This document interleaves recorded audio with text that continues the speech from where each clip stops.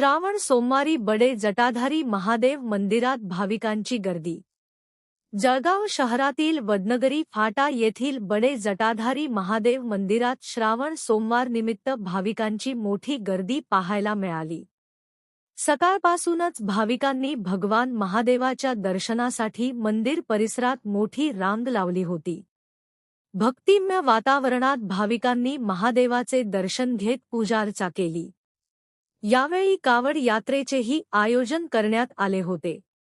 कावडधारी भाविकांनी आणलेल्या पवित्र जलाने भगवान महादेवाचा जलाभिषेक करण्यात आला। हर हर महादेवच्या जयघोषाने मंदिर परिसर दुमदुमून गेला होता। श्रावण सोमवारच्या निमित्ताने मंदिरात विशेष धार्मिक कार्यक्रमांचे आयोजन करण्यात आले होते।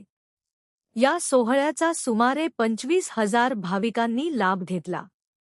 दर्शनासाठी आलेल्या भाविकांसाठी महाप्रसादाचे वाटपही करण्यात आले। भाविकांनी मोठ्या श्रद्धेने महाप्रसादाचा लाभ घेतला। याबाबत बडे जटाधारी महादेव मंदिराचे जगदीश चौधरी यांनी माध्यमांशी बोलताना माहिती दिली।